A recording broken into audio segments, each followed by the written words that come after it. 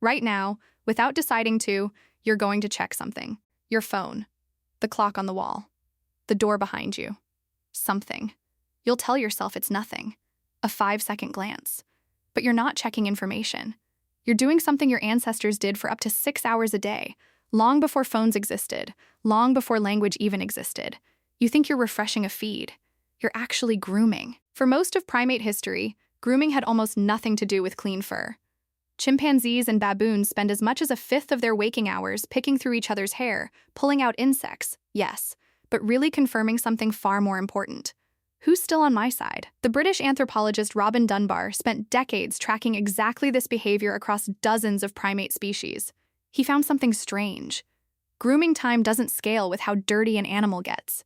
It scales with how large its social group is. Bigger troop, more relationships to maintain, more hours spent hunched over a friend's back, hands moving through fur. But run that math forward to early humans, and the numbers stop working. Human groups grew far larger than any chimp troop ever managed, sometimes 150 people or more, scattered across a landscape, not sitting in one clearing.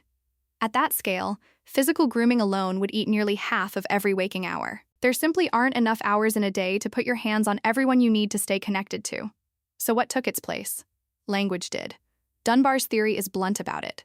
Gossip is grooming for a species that outgrew its own hands. Talking about who did what to whom lets you check in on dozens of relationships at once, hands-free, while your fingers are busy doing literally anything else, sharpening a spear, nursing a child, stirring a fire. Your voice became 100 hands working at once.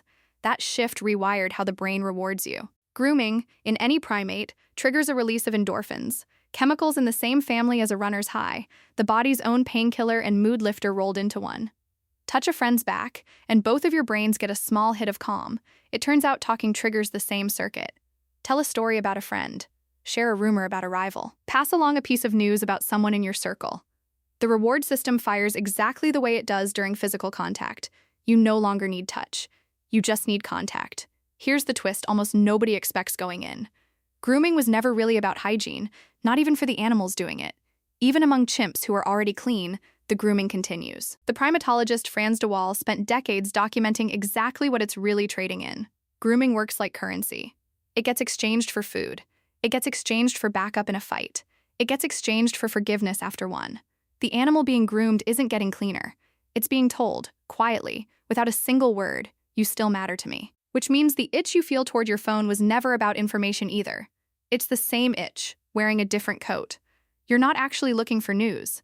You're looking for proof that you still matter to someone, and that someone still matters to you. In 2012, the psychologist Wilhelm Hoffmann ran an experiment that pinged people's phones at random moments throughout the day and simply asked what they wanted, right then, in that exact instant. The urge to check email and social media showed up as one of the most frequent desires people reported. More frequent than the urge to eat, more frequent than the urge for sex. Not because people had become shallow, because the drive to check on your social world is one of the oldest, strongest pulls a primate brain can generate, and willpower was never built to fight it head-on. So the next time your thumb drifts toward the screen without asking your permission first, you're not failing at discipline. You're running 6 million years of primate hardware on a device that didn't exist for 99.9% of that history. The notification badge is a raised eyebrow across a crowded fire. The scroll is a slow walk through the troop, checking who's grooming whom tonight. The like is a hand resting briefly on your shoulder in the dark. Here's the part that should unsettle you a little. Dunbar's number, the theoretical ceiling on how many stable relationships one human brain can actually track, sits around 150. That's it. That's the whole village. Your phone has convinced you that you're grooming thousands. Every follower, every mutual, every stranger dropping a comment. All of it lights up the same ancient circuit that evolved for a cluster of 150 people who could genuinely help you survive a bad winter. You're running that same old wiring at a scale it was never built for, and the wiring cannot tell the difference between a real ally and a stranger who will forget you by morning. That's not a flaw in you. It's a mismatch between your oldest software and the world it now has to run inside. Does that make the habit a bad one?